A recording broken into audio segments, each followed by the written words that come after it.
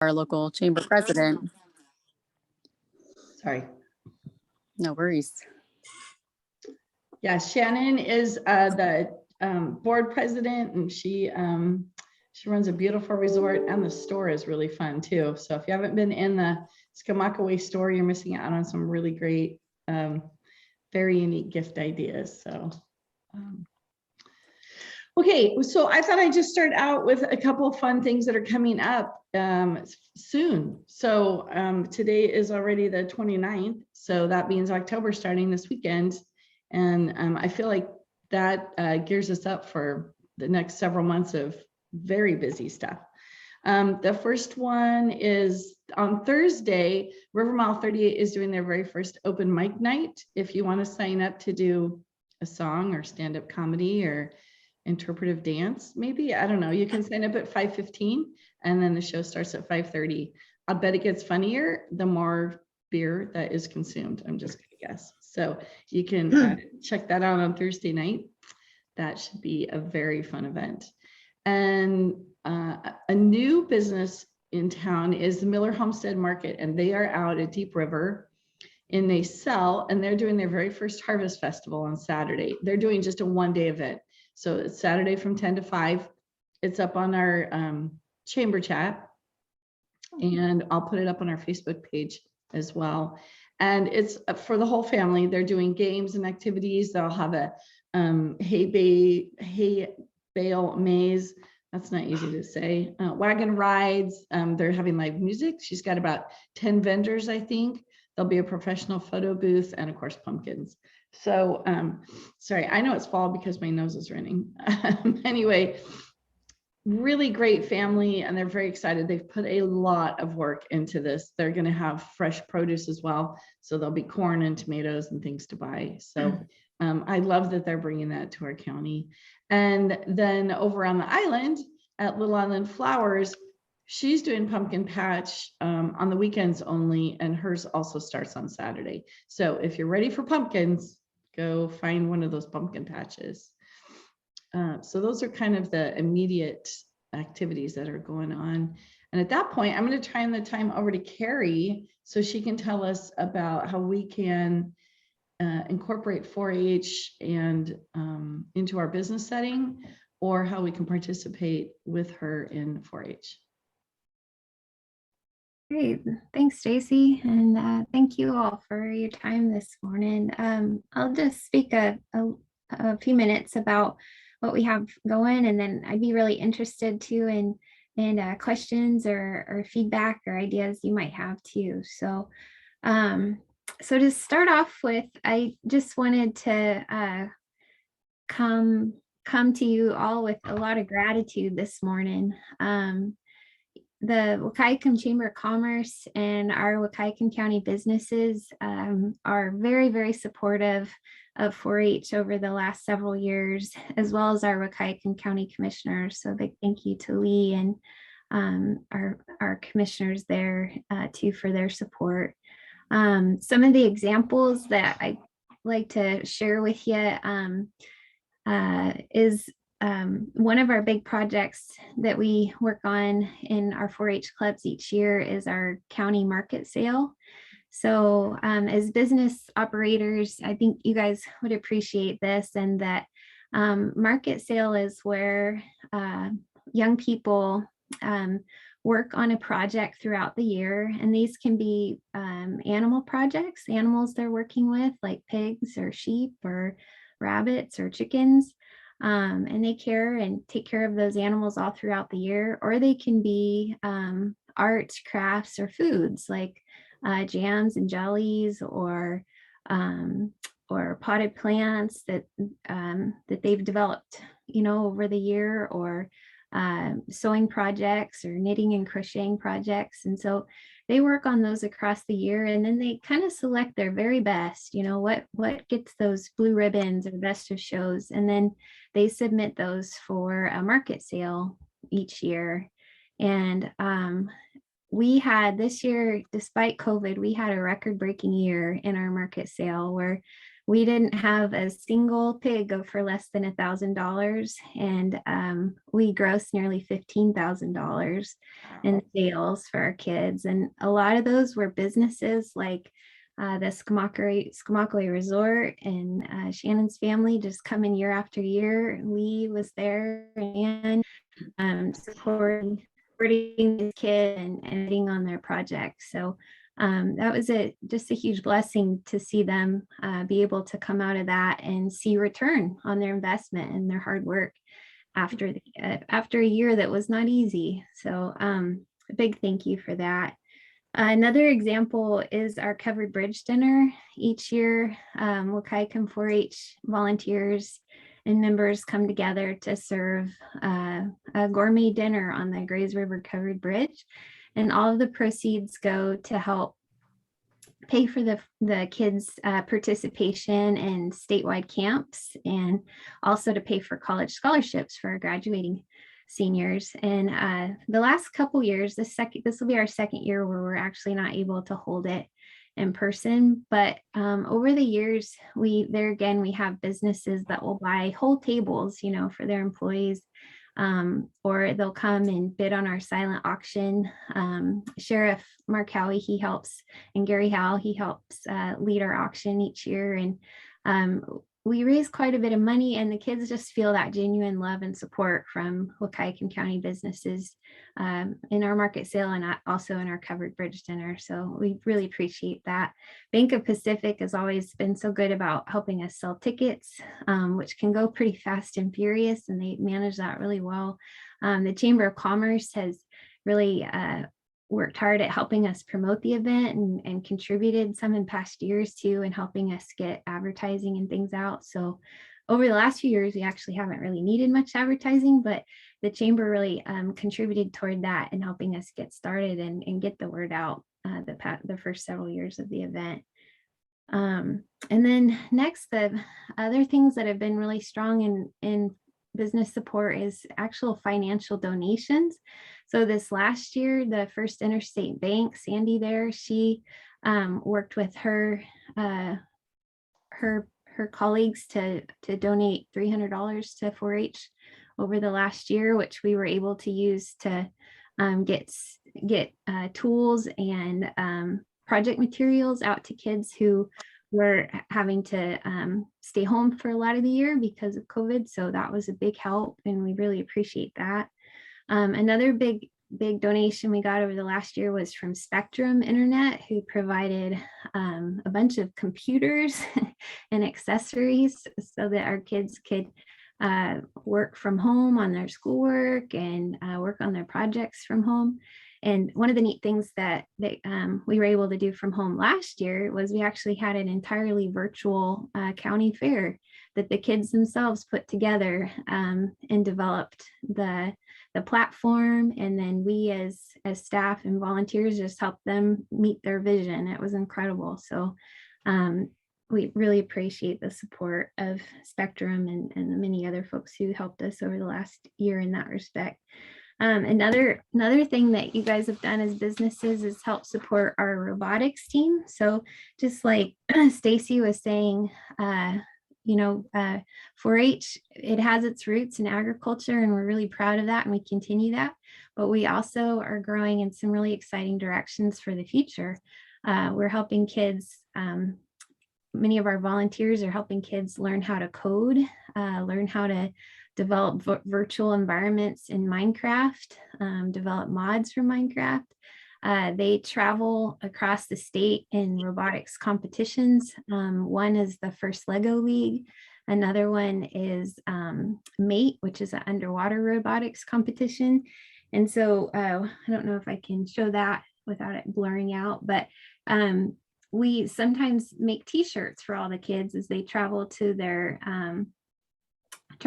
competition. So this last one, we had Kath Lamont Building Materials, Orberg Excavation, Moore Auto and Marine, Farmers Insurance, Backman's Fish, the video store, and Kathleen Dental all supported our team in their last round, getting out and helped us get really cool t-shirts, and also helped the money from their sponsorships helped with a lot of the travel expenses too. So that was great. We really, Awesome. yeah, it's really awesome.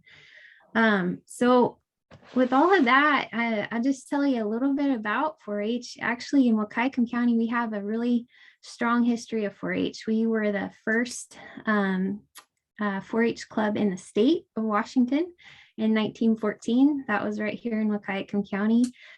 We have a 4-H leader today whose descendants are from that first club. It was the 4-H Seal River Canning Club.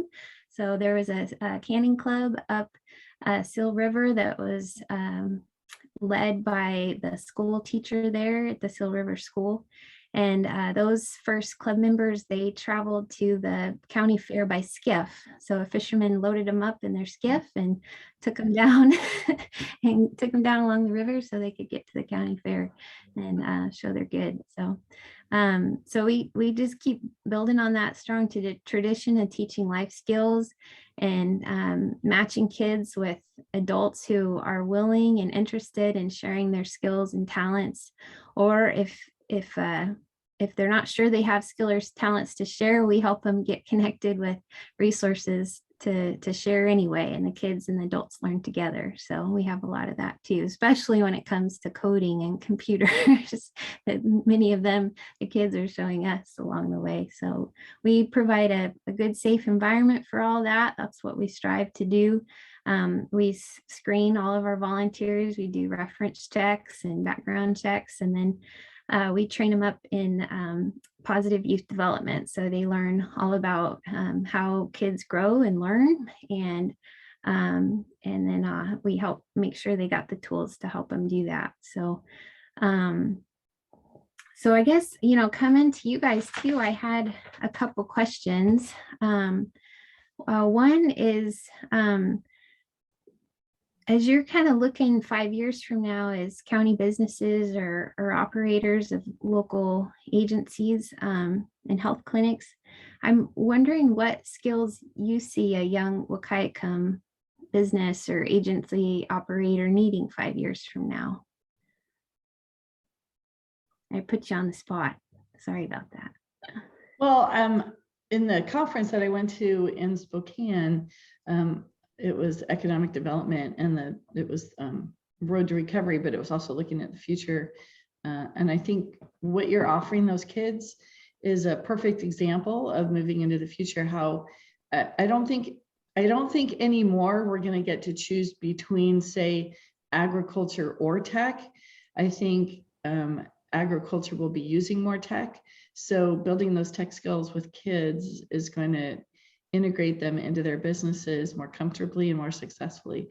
So I think, yeah, getting them started on coding and even if it's through gaming, just understanding how technology works is going to be a really important element. And I know I am not from the tech world, so my kids, they sort of tease me because, they think it's funny that mom works on a website now and then, or gets on Canva and makes posters, because when I took typing back in 7th grade, it was on old, not electric typewriters. So I know in my world I've come a long way, but I think it's really a great thing too, that the kids are teaching adults how to use tech, because I think if we don't learn, we're going to be left behind. So even if it's just checking in to your health clinic using technology, if you don't understand how it works, you're not going to understand how to incorporate that into your increasingly everyday life skills. Thank you. Yeah, that is a great point. It's more like tech alongside all of those interests, like agriculture or gardening or just learning how to log into the services we need. That's so cool. I think a big part of 4-H that's helpful is just the public speaking part of it. I mean, there's a lot of the year that you're just working with your group, and you have other group leaders and your peers that you're working along with, but then you get to that point where, it's market sale time and you might have the plant that you were talking about or an animal, but you have to go out and look for buyers. That's a big part of it. So it's your expectation as a 4-H person that, these people don't just show up to the auction. You have to go say like, hey, I'm going to be selling this item if you're interested. And there's going to be all these other great items here. Please come check out the market. And that stuck with me as a past 4-H'er because that was so scary being, I think when I started, I was 9 years old. And so it was mine and my grandpa's project to do 4-H together. He would drive me to these different stores and I would go in and talk to the store manager. So when you're 9 years old and you're going into Safeway to go talk to Oh my God. a manager, I mean, that's big deal. And I think that's a great part of it. Just the people skills that you get, because like Stacy said, it's awesome now that it's branching off into being able to do tech things, because those are really important in the business, but you still also have to know how to speak with a customer. And I think that's kind of a thing that we're missing nowadays from a lot of our youth. I mean, we're getting so good at also being where we can do so many things at home and don't have to socialize as much, but you have to be able to have those people skills to feel comfortable. And it's all an always growing thing. I could just see you as a little 9-year-old going, that's adorable, Shannon. Every year going with grandpa still wasn't as easy, but at least I knew, kind of what I was saying a little bit better and stuff. But those are some of my best memories working with my grandpa on my 4-H projects. Oh, yeah. Awesome. Lee Tisher, can you hear me? mhm. Yes. Hi. Yeah, being a county commissioner, I know firsthand the great job Carrie does. So I got to give a shout out to her and her programs. And my feeling about 4-H is I love the hands-on, and the job market is looking for so many hands-on type people. I mean, we need nurses, we need welders, we need drivers.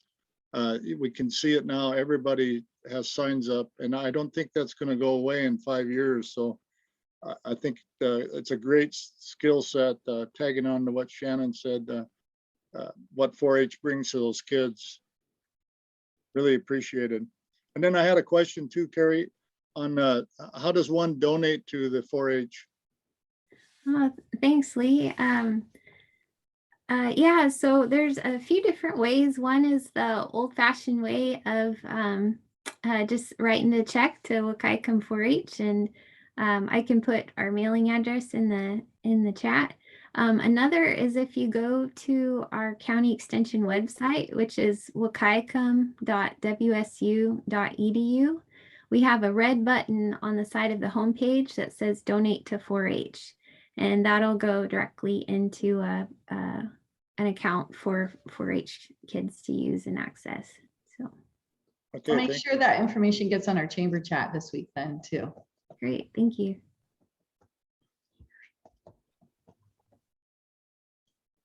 Carrie, I'd like to interject a little bit here. This is Robert Stowe. Thank you, Robert. Yeah. You guys are all talking about business and how to work and make money, and that's a good thing.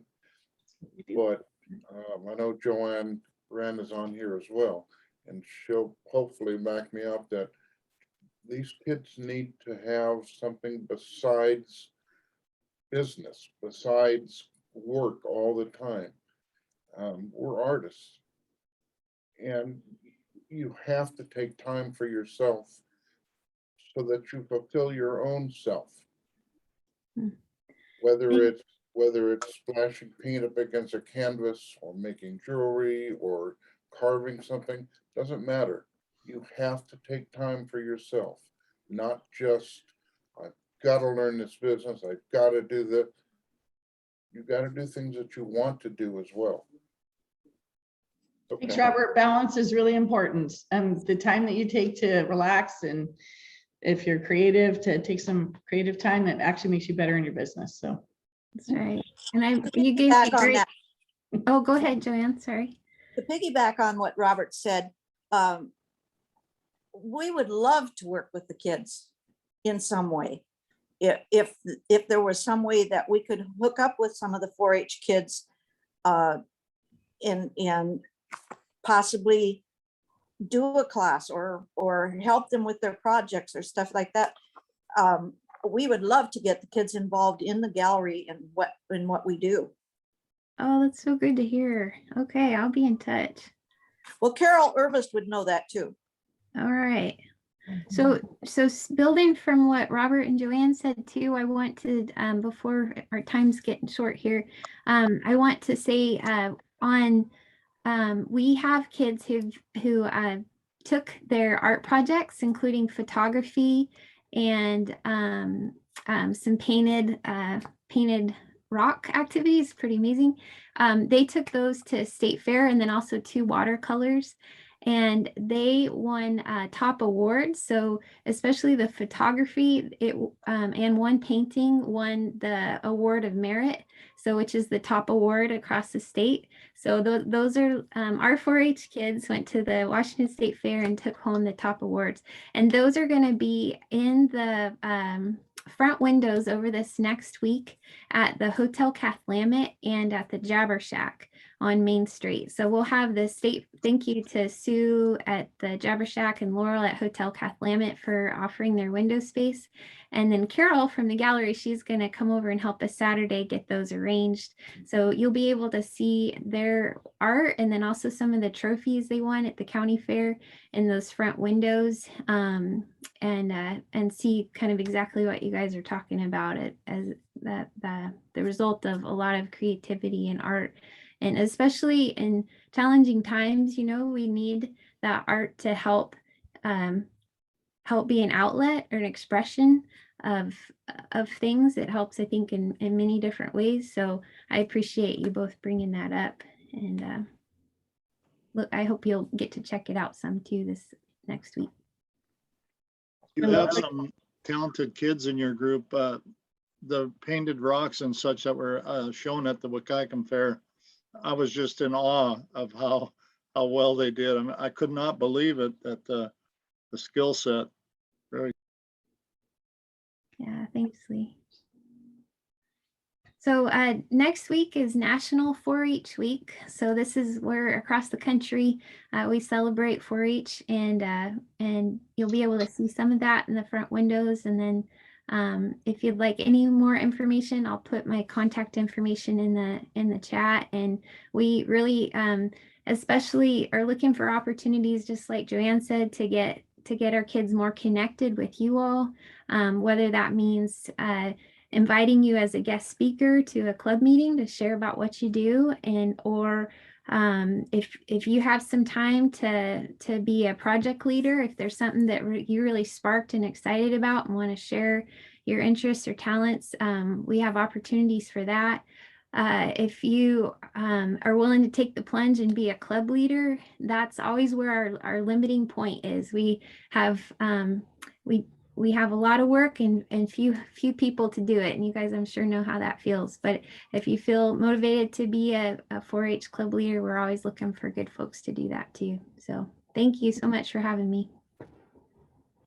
Carrie, thanks for your time. And my favorite part about living out here is the collaboration we have between all our organizations, whether it's a business or nonprofit or civic groups. I love that we all know how to work together. That makes me so happy. So anything else? We have a fundraiser coming up for WAG. It'll be our Halloween on Saturday at the end of October. It'll be the 30th. On the 30th, yes. Up at Erickson Park. So there'll be, all the information is on the chamber chat as well. And if you have more questions, obviously we're here for you. Give us a call. Come see the office. I just spent the weekend and last week painting and moving furniture, and it looks amazing in here. So if you need a meeting place, we got a great meeting table, and you're welcome to come in and use it. So I know meeting places can be a little tricky, but we're right here, center of town, got a nice big table, some chairs. We'll even make you coffee. So let us know how we can help your organization and your business to grow and thrive. So you guys have a great week and stay in touch. Obviously, if there's something you want on chamber chat, send me an email or give me a call. I'll make sure it gets on there. Thank you. Have a great day. Thank you. Bye. Bye-bye. Bye, everybody.